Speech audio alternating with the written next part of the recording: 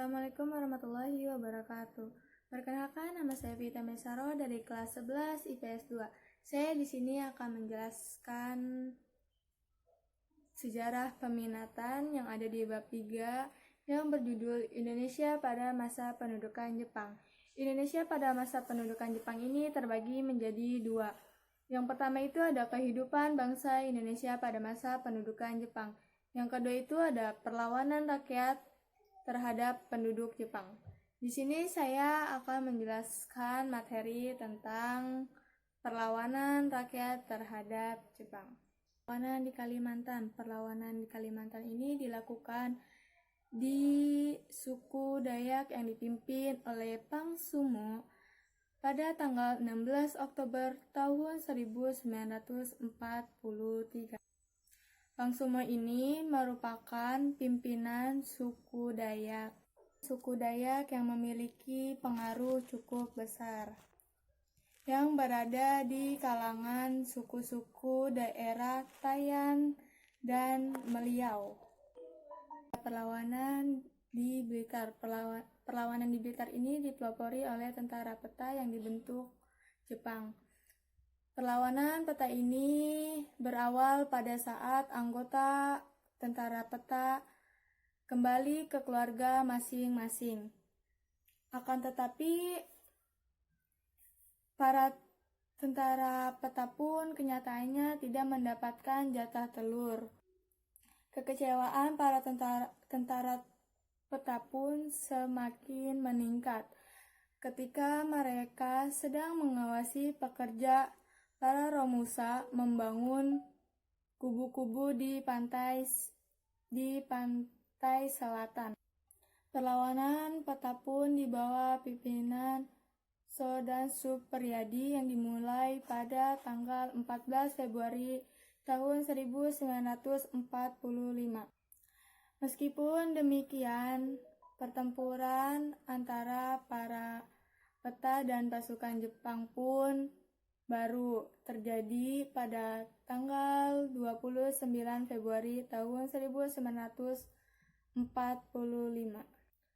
Namun, pasukan peta pun bertahan untuk melakukan pemberontakan, terus juga melakukan penawanan di bawah komando Sodan Supriyadi dan Sodan Muradi.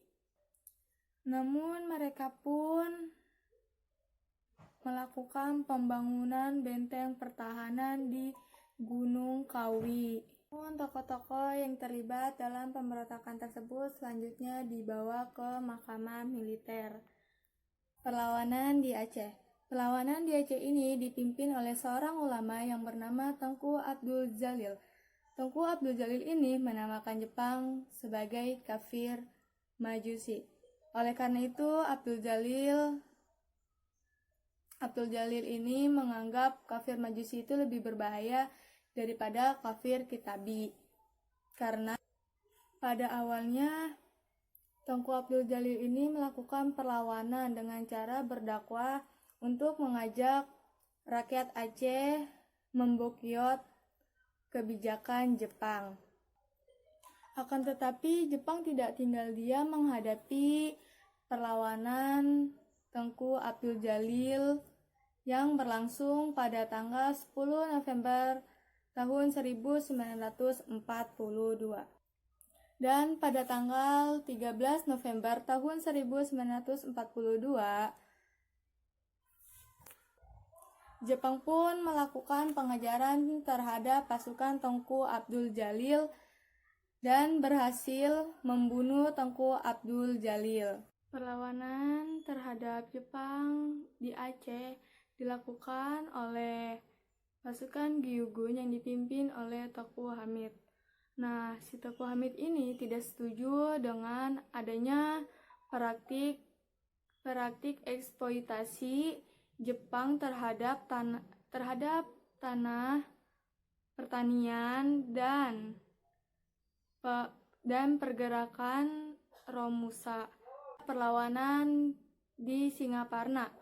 Perlawanan di Singaparna ini merupakan salah satu wilayah di Jawa Barat. Selanjutnya, perlawanan di Singaparna ini terjadi di pesantren Sukamana yang dipimpin oleh Kiai Haji Zainal Mustafa.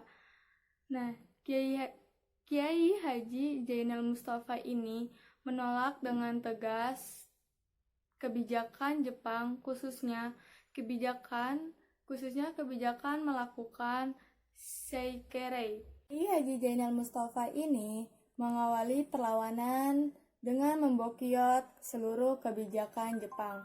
Namun, ia juga membentuk pasukan tempur Sukamana yang dipimpin oleh Nazminuddin.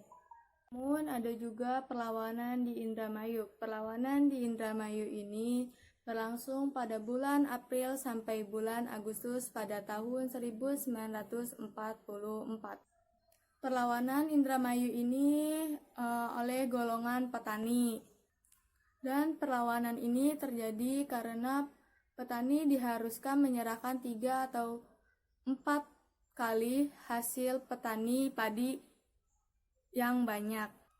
Nah, sistem pungun ini sangat merugikan petani kaya dan sangat berpengaruh pada penduduk-penduduk di desa.